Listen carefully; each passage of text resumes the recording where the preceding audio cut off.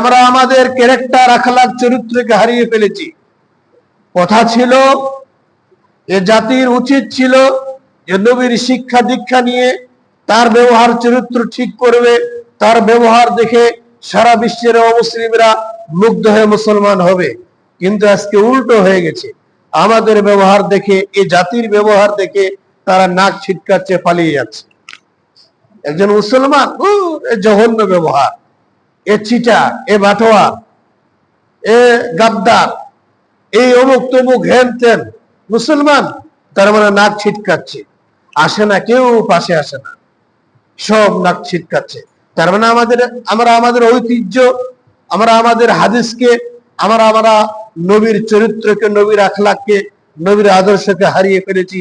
বিধায় আজকে বেমা কাসাবাত আইদিন নাস, দুই হাতে যেটা কামাই তার পরিণাম আমাদের আজকে ভুগতে হচ্ছে।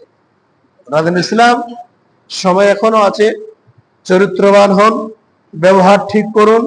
ব্যবহার যদি আমরা ঠিক করি, নিশ্চয় আমরা কামিয়াবি লাভ করব।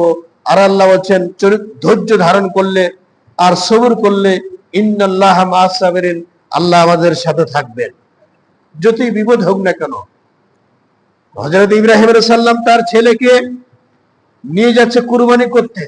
তার ছেলে বলছে, সাতাজুদিনী ইনশাআল্লাহু মিনাস সাবিরিন, হে ইব্রাহিম, হে আমার আব্বা, তুমি আল্লাহ রাব্বুল আলামিন তোমাকে যা আদেশ করেছে তুমি তা করে দেখাও। সাতাজুদিনী ইনশাআল্লাহু মিনাস সাবিরিন, যদি আল্লাহ চান তো আমি ধৈর্যশীলদের অন্তর্ভুক্ত হব, আমি ধৈর্য ধারণ করব। তার মানে ইসমাইলের কাছে, ওই ছোট বাচ্চাটার কাছে একটা চরম বিপদ নেমে এসেছিল, সে বিপদে সে ধৈর্য ধারণ করেছিল। আল্লাহ বলেন, ইন্নাল্লাহা মা'আস সাবিরিন, আমি ধৈর্য ধারণ করনেওয়ালা বান্দার সাথে আছি। যদি ইসমাইল ধৈর্য ধারণ না করত, তাহলে তাকে সরিয়ে দিয়ে, ধৈর্য ধরেছিলেন বলে, সবর করেছিলেন বলেই তাকে সরিয়ে দিয়ে আসমান থেকে দুম্বা, জান্নাতি দুম্বা এসে দুম্বা জবাই হয়ে গেল। এবং তাকে একটা আগামী দিনে এই ইসমাইলকে যেন মানুষ স্মরণ রাখতে পারে, এই জন্য চিরস্মরণীয়, বরণীয় করে ইতিহাস আল্লাহ তৈরি করে দিলেন কিয়ামত পর্যন্ত। ধৈর্যের জন্য, ধৈর্য সবরের জন্য।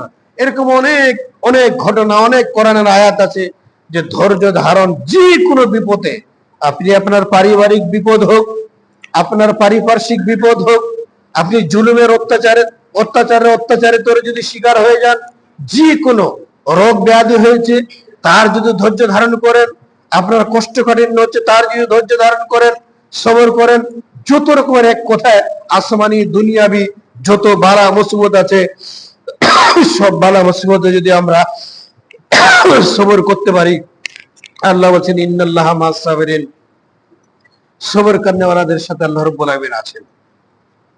এটুকুই আজকে। অতএব আমরা ধৈর্য ধারণ করব, সবর করব এবং আল্লাহকে বেশি বেশি করে সকাল সন্ধ্যা ডাকবো। নিশ্চয় আল্লাহ রাব্বুল আলামিন আমাদের সাথে আছেন, কোন একটা ফল অবশ্যই দিবেন।